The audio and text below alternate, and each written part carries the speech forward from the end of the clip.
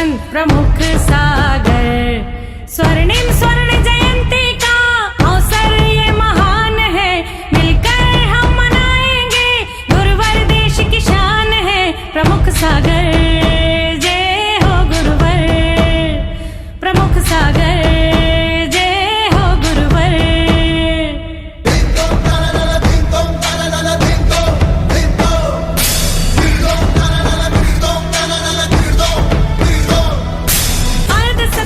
धर्मश्री महात्माओं, जीवन में धर्म का प्रभाव बहुत है। सोमदेवाचार्य नीति वाक्यामृत में कहते हैं, धर्म फल मनु भवतोप्य धर्मना धर्म अनुष्ठान मनात्मज्ञस्य। कहते हैं कि धर्म के फल से, अनुभव से, धर्म अनुष्ठान से आत्मा को जो उपलब्धियां प्राप्त होती हैं वो कभी धन से प्राप्त नहीं होती। आचार्य कह रहे हैं, जो मनुष्य धर्म के फल से मनुष्य उत्तम कुल में जन्म लेना, उत्तम मनुष्य पर्याय को प्राप्त करना। यहाँ पर ये नहीं कह रहे कि हिंदू की, मुसलमान की, जैन की, बौद्ध की, सिख की, ईसाई की, केवल मनुष्य पर्याय में आना ही तुम्हारे धर्म का फल है। कोई भी धर्म संप्रदाय में गए हो। दूसरे नंबर पे क्या, उच्च कुल मिलना। अगर आपको श्रेष्ठ कुल मिल गया है तो ये भी आपके धर्म का प्रभाव है। तीसरे नंबर पे कह दिया धन आदि वैभव मिलना, ये भी धर्म का प्रभाव है। चौथे नंबर पे दीर्घायु होना, ये भी धर्म का प्रभाव है। पांचवें नंबर पे विद्वत्ता होना, विद्वान होना, ज्ञानवान होना, ये भी धर्म का प्रभाव है। और छठवें नंबर पर कहा निरोगता होना, ये भी धर्म का प्रभाव है। आचार्य यहाँ कहने का प्रयास कर रहे हैं कि इतना बड़ा धर्म का प्रभाव से तुम्हें सब कुछ मिला है और फिर भी हम उस धर्म की महिमा को ना समझ पाए। आप विचार करना, धर्म के प्रभाव से हमें संसार में सब चीजें मिलती हैं। धर्म करत संसार सुख, धर्म करत निर्वाण, और धर्म फल जाने ना वो नर पशु तिर्यंच समान।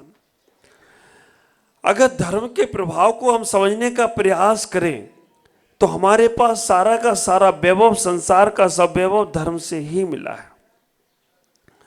और आचार्यों ने कह दिया कि धर्म के फल को प्राप्त करने के बाद भी जो आदमी अपने उस मनुष्य पर्याय का, उस धन का, उस ज्ञान का, उस रूप का, उस वैभव का दुरुपयोग करता है, वो मूर्ख है। अगर आपको किसी बिजनेस से फायदा हो रहा हो, अगर आपको किसी व्यापार से लाभ हो रहा हो और उसका दुरुपयोग करो तो आप समझदार नहीं कहलाएंगे। इतनी बड़ी बिल्डिंग बनाने के बाद नीचे से बम लगा दिया जाए तो वो समझदार नहीं है। गाड़ी में एक्सीडेंट होता है तो वो क्या निकलते हैं, बैलून निकलते हैं। केवल हम बैलून को निकालने के लिए गाड़ी को ठोके तो ये समझदारी नहीं है कि निकलते कि नहीं निकलते बैलून। ठोक के देख ले एक बार। हमारी दशा वैसी हो गई। एक माँ ने अपने बच्चे से बोला कि बाजार से जाके माचिस की डब्बी लेकर आओ, लेकिन चेक करके लाना तीलियाँ जलती हैं कि नहीं जलती हैं। ठीक है, बाजार से वो माचिस की डब्बी लाया और खाली डब्बी माँ को पकड़ा दी। माँ ने पूछा तुम्हें तीली? आपने कहा था चेक करके लाना जलती कि नहीं। मैं सब जला के देख ली, सब जलती है। समझदार है ना समझे, ये समझना आप। तो विचार करके रखना, इतना सारा वैभव हमें मिला है, इतना सब कुछ मिलने के बाद भी हम उसका और सदुपयोग ना कर पाए और उसको बढ़ा ना पाए और उसके लिए हम अच्छा कार्य ना कर पाए तो हमसे ज्यादा ना समझ आदमी और कोई नहीं होगा। मैं तो आप लोगों पे कम, हम अपने आप पे ज्यादा घटाते हैं। मैं सोचता हूं कि मैंने कौन सा कोई जन्म में पुण्य किया होगा।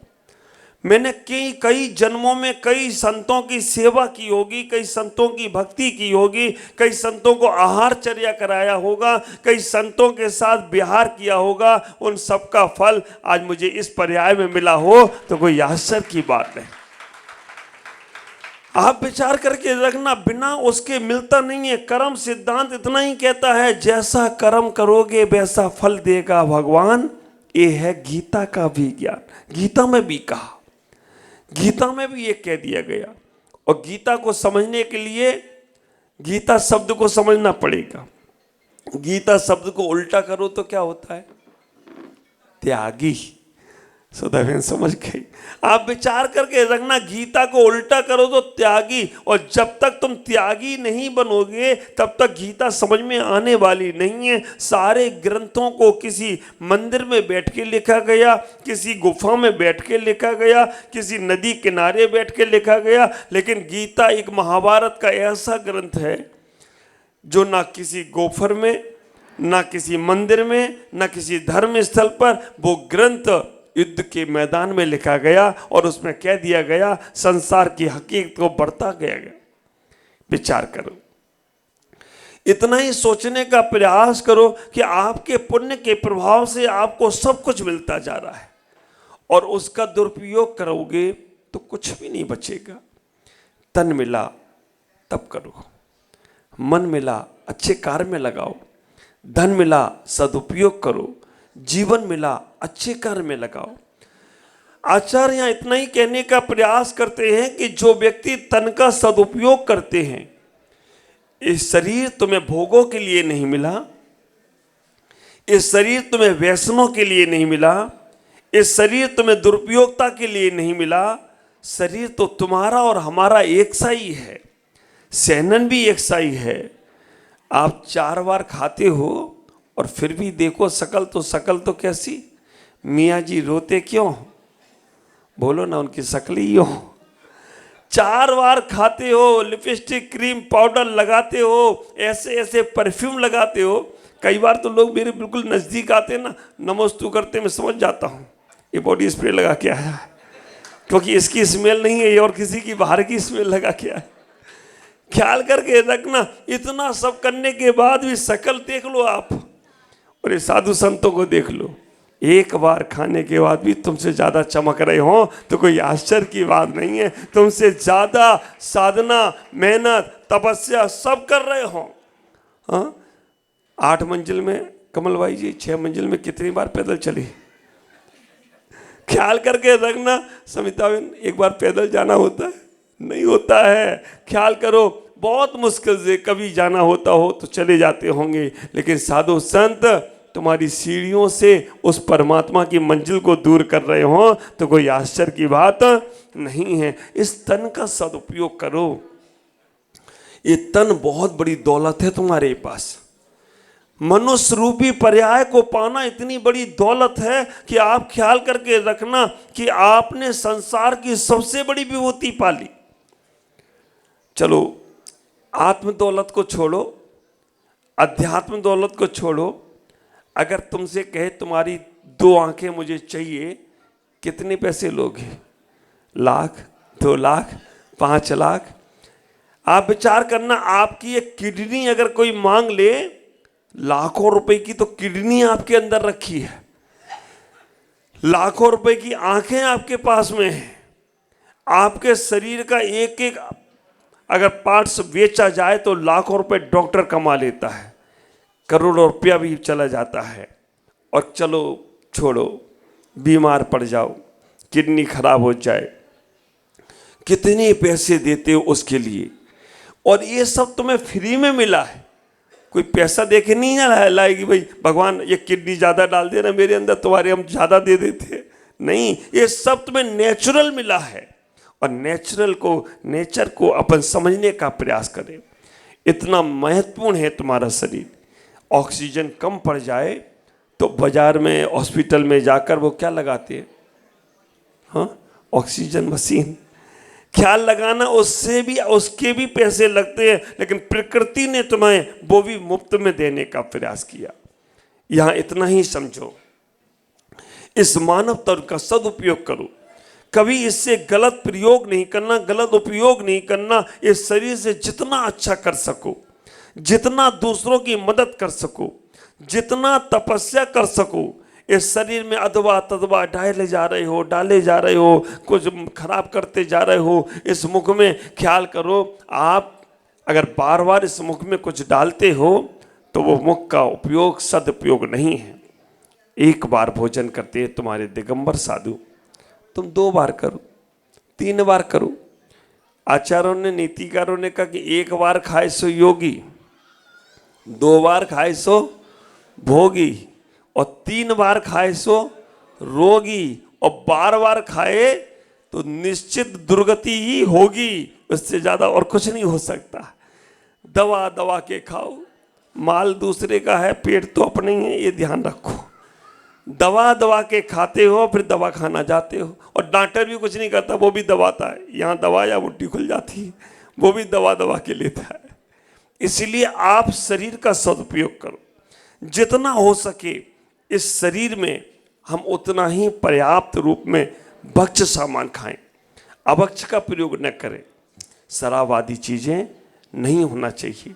तम्बाकू, गुटखा, मसाला, इस सब ऐसी प्रवृत्ति हैं कि हमारा पैसा भी खराब करती हैं, हमारा स्वास्थ्य भी खराब करती हैं, और हम कहीं पकड़े जाएं तो हमारी इज्जत भी खराब करती हैं। कई लोग करते हैं शौक, लेकिन चुपा छोरी करते हैं, अगर पकड़ में आ जाए तो पूरी इज्जत खराब हो जाती है। इसलिए तन का सदुपयोग जरूर करें। जो शरीर का सदुपयोग करते हैं उन्हें वज्र सब नारद जैसा सहन प्राप्त होता है। जो शरीर से तपस्या करते हैं उन्हें वज्र सब नारद जैसा शरीर प्राप्त होता है। और जो शरीर का दुरुपयोग करते हैं वो कीड़े मकोड़ों की पर्याय में चले जाते हैं। कोई भी उन्हें रौंद के चला जाता है, कोई भी उन्हें समाप्त करके चला जाता है। मन का सदुपयोग करो। मन हमेशा 2 चीजें रखी हैं आपके मन में, ख्याल करना। एक जमाना वो था कि देवता और दानव दोनों अलग अलग लोक में रहते थे। कहते हैं कि दानव लोग पाताल में रहते थे और देवता लोग स्वर्ग में रहते थे। एक जमाना वो था कि जब देवता और दानव दोनों अलग लोक में रहते थे, देवता लोग स्वर्ग लोक में रहते थे और दानव लोग पाताल लोक में रहते थे। समय बदला, जब भगवान राम का समय आया तब देवता और दानव दोनों एक ही लोक में रहने लगे। कहते हैं राम भी इसी लोक में, मध्यलोक में थे, और रावण जैसा लोग भी इसी मध्यलोक में थे। समय बदला तो देवता और दानव, रावण को अपने जैन सिद्धांत में तीर्थंकर भी बताया है आगे भविष्य में, लेकिन कहते हैं कि देवता और दानव एक ही लोक में रहने लगे। लेकिन जब कृष्ण का समय आया तब देवता और दानव दोनों एक ही परिवार में रहने लगे। दुर्योधन जैसे लोग और पांडव जैसे लोग एक ही परिवार में रहते थे। और जब समय बदला, ख्याल करना, वो सतयुग था, फिर द्वापर युग आया, फिर त्रेता युग आया, अब कौन सा युग चल रहा है? कलयुग चल रहा है। सतयुग में देवता और दानव दोनों अलग अलग लोक में थे, त्रेता युग में एक ही लोक में आए, द्वापर लोक में एक ही परिवार में आए, और कलयुग में तो ये स्थिति बन गई कि देवता और दानव दोनों इसी शरीर में आ गए हों तो कोई आश्चर्य की बात नहीं है, क्योंकि इसी शरीर में देवता भी बसता है और इसी शरीर में दानव भी बसता है। जो अपने मन का सदुपयोग करता है वो देवता हो जाता है, और जो अपने मन का दुरुपयोग करता है वो दानव हो जाता है। ख्याल करो, अच्छे कार्य करने का प्रयास करते हो, मन कहता है क्या करोगे? जब वो तुम्हारे बारे में अच्छा नहीं कर पा रहा तो तुम क्यों कर रहे हो अच्छा? उसका बुरा करो। ये दानव बोलता है। मन कहता है जो जैसा करेगा वो वैसा भरेगा, तुम तो अपने काम अच्छे करते जाओ। बिच्छू बार बार साधु को काट रहा है, बार बार बिच्छू साधु को काटता है, बिच्छू गिरता है, साधु फिर उठाता है, फिर साधु बिच्छू काटता है, फिर साधु उठाता है। लोगों ने बोला ये बिच्छू काट रहा है और फिर भी तुम इसे बचा रहे हो। संत ने बड़ी प्यारी बात बोली। संत ने कहा जब वो अपना स्वभाव नहीं छोड़ रहा है काटने का, तो मैं अपना बचाने का स्वभाव क्यों छोड़ूं? मैं भी उसे बचाता रहूंगा, वैसे भी उसका कल्याण करता रहूंगा। ये विचार करना। तो देवता और दानव तुम्हारे मन में है, ख्याल करके रखना। कई बार नकारात्मक सोच होती है तो समझना ये दानव तुम्हारे अंदर से निकल रहा है। कमठ और पारसनाथ, ये कमठ था गया, ये पारसनाथ है जो माइक चल रहा है। मैं तो सोचा था कि गया तो ये भी गया होगा, लेकिन ये कमठ था वो गया, ये पारसनाथ है जो माइक चल रहा है। लाइट के बाद भी चल रहा है, ये बड़ी आश्चर्य की बात है। कमल जी ने कुछ जादू कर रखा होगा कि भाई लाइट चली जाए लेकिन माइक नहीं जाने देने का। अच्छा ही बात है, इन दोनों का गुरु शिष्य का प्रभाव है तो काम सब अच्छा ही हो रहा है। इतना ही विचार करो। मैं बहुत बड़ी बात नहीं कह रहा हूं, केवल आपसे कह रहा हूं जब जब तुम्हारे मन में नकारात्मक सोच आए तो समझना ये दानव प्रभावशाली हो रहा है। इस दानव की दानवता को खत्म करना है तो सकारात्मक लाओ, अच्छा सोचो। जो लोग मन से अच्छा सोचते हैं वो एक दिन केवल ज्ञान को प्राप्त कर लेते हैं। हमारे आचार्यों ने कहा धर्म ध्यान में आज्ञा विचय, अपाय विचय, विपाक विचय, संस्थान विचय। आज्ञा विचय तो केवल इतना ही है कि इस संसार में सब जीव जो दुखी हैं उनके बारे में विचरण करो, चिंतन करो। विपाक विचय क्यों दुखी हैं, और अपाय विचय वो दुख से कैसे छूटेंगे, और संस्थान विचय हम कैसे परमात्मा बने, इसका चिंतन करना है। ख्याल करो, जो मन का सदुपयोग करते हैं उनको केवल ज्ञान प्राप्त होता है। तीसरे नंबर पर आया धन। धन तुम्हारे जीवन में बहुत है, ख्याल करके रखना। बाह्य धन जो तुम्हें मिला है, पहले तुमने बहुत कुछ उसका सदुपयोग किया होगा, अच्छा उपयोग किया होगा, इसीलिए आज अच्छा उपयोग करने को मिल रहा है। अन्यथा पैसा तो लोगों पे बहुत होता है, कहीं डॉक्टर लोगों के काम में आता है, कहीं सेल टैक्स इनकम टैक्स के काम में आता है, और इनसे बच जाओ तो जीएसटी वाले ले जाते हैं। जीएसटी का मतलब समझते हो? जी माने घर, एस माने संसार, टी माने त्याग।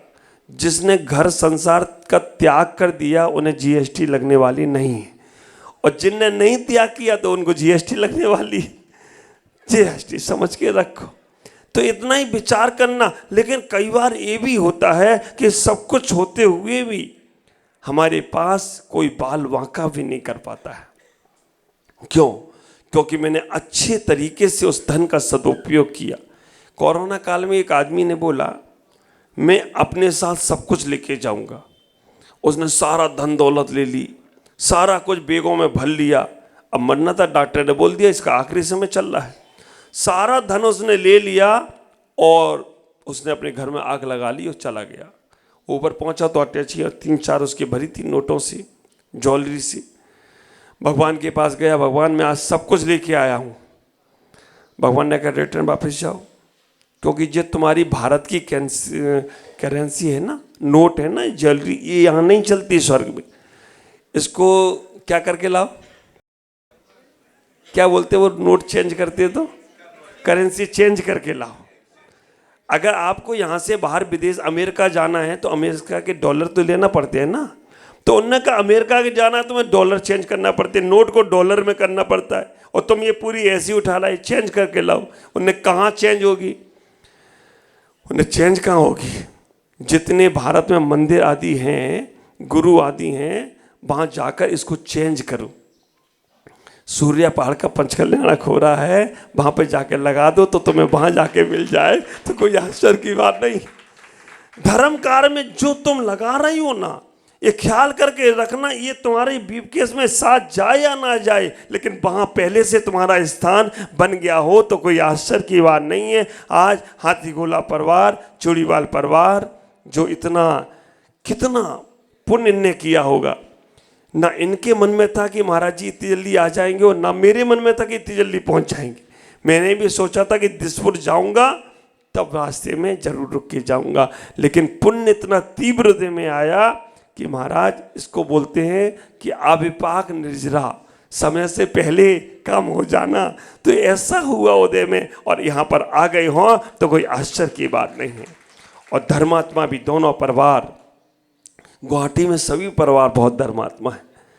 आप विचार करके रखना, जिस परिवार में भी चला जाता हूँ वो परिवार अपने आप में बहुत। ओम प्रकाश जी भी हमारे खुद तो लगे ही हैं तन मन धन से, लेकिन फिर भी लोगों को प्रेरणा दे रहे हैं कि पीछे ले ना पाओ तो कम से कम पीछे भेंट ही कर दो महाराज को। और आप विचार करना, ये पीछे है ना, ये पहले तो किसी की पीछे पड़ती नहीं है, और पीछे पड़ जाए तो कर्मों तक को छुड़ा दे तो कोई आश्चर्य की बात नहीं है। ये पीछे बहुत महत्वपूर्ण है। साधु के हाथ में जब ये पीछी जाती है तो कितना पुण्य उस परिवार को मिलता है। तुम्हारा बच्चा मचल जाए तो मोबाइल लाखों का दे देते हो। ख्याल करना, जितना मोबाइल से वो गलत कार्य करेगा, गलत चीज़ें देखेगा, मन खराब करेगा या गलत फोन करेगा, उसका पाप दिलवाने वाले को लगेगा। और माइक मोबाइल की जगह तुम माला दे दो बेटे को, जितनी बार वो मोरे जैसे मोबाइल में उंगली घुमाता है ना, माला में घुमाएगा ना, उतना पुण्य तुम्हें लगता चला जाए तो कोई आश्चर्य की बात नहीं।